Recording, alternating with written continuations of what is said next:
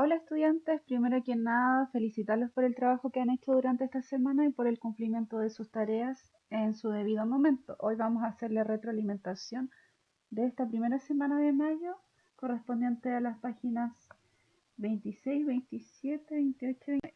En primer lugar, ustedes debían leer el contenido, ¿cierto?, respecto de las características de los personajes, cuáles eran y cómo se deberían identificar en el texto, tanto las características físicas como psicológicas, y también aprendieron a diferenciar aquellas características que están explícitas o textuales y de aquellas que están implícitas, que deben ustedes ser capaces de inferir a través de la comprensión lectora.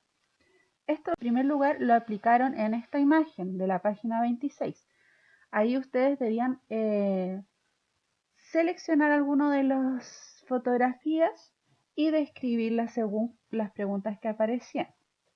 Si bien hay enunciados que dicen que compartan estas preguntas con sus compañeros, debido a la situación en la que encontramos, esa parte de la instrucción no es posible, ¿cierto? Y la deben hacer solos en compañía de su apoderado, ¿ya? Una vez que escogían esta imagen, debían describirla de acuerdo a cómo ustedes creen que sería la personalidad y cuáles serían las actitudes que podrían caracterizarlo, ¿ya? Finalmente debían mencionar cuál de esos personajes les resultó más fácil o difícil y en qué características se fijaron para describirlo. Luego debían ir a la página 27, una vez que ya habían leído las definiciones sobre características físicas y psicológicas, debían contestar esto según la lectura del cuento de Blancanieves, ¿ya? Las características físicas de Blancanieves estaban de manera explícita en el texto. Se mencionaba que era negra como el ébano, de labios blancos como la nieve y de pelo rojo como la sangre. Y luego, si se fijan bien, en esa misma pregunta hay otro enunciado. ¿Cuál es su carácter o su forma de ser? Que eso corresponde a las características psicológicas. Y según lo que está en el texto, las acciones que se describen de Blancanieves, ella era una niña floja, ¿cierto? Que era adicta a los shows de TV. Y en los ejemplos que podemos poner en nuestra respuesta es que convenció a uno de los enanos para comprar un televisor gigante, puesto que ella se aburría mucho en la casa de ellos.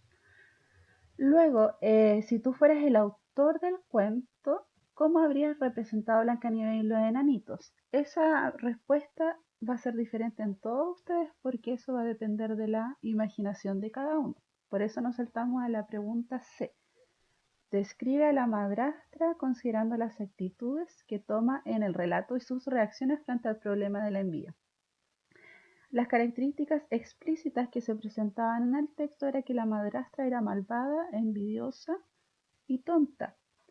Por lo tanto, podíamos inferir, ¿cierto?, que la envidia que ella sentía por Blancanieves la llevó a envenenarla a pesar de que ella ya no estaba viviendo junto a la madrastra.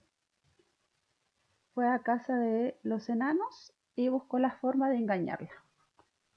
Finalmente debían leer el texto narrativo que estaba en la página 28 y 29 que se llamaba Fray Perico y su borrico.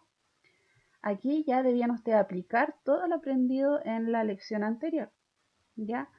Dentro del texto debían descubrir cuáles eran las características físicas y psicológicas de Fray Perico. Si bien no aparece ninguna característica explícita o textual de Fray Perico, una característica física, las podemos identificar a partir de la imagen, ¿cierto? Si nos basamos en la imagen de Fray Perico, podríamos decir que él era un hombre blanco, ¿cierto? Regordete y que tenía poco pelo. Y de las características psicológicas que las debíamos inferir a través de su comportamiento, podíamos decir que era torpe con los quehaceres, no sabía hacer nada por lo que imitaba en todos los demás y por lo mismo él quería ser un buen fraile. Luego la pregunta B, debían reflexionar sobre las razones por las cuales Fray Perico imitaba a los demás. ¿Qué sugiere eso de su personalidad? Ahí está la respuesta a la que ustedes podrían haber llegado, ¿ya? Y luego en la pregunta C, si las características que se mencionan de Fray Perico son relevantes en el relato y por qué, debían mencionar que sí son relevantes porque el relato de Fray Perico se basa en las acciones que él realiza, ¿ya? Y esas acciones tienen relación con las características de él, porque él solo buscaba imitar a los demás para ser un buen fraile. Y eso, chicos.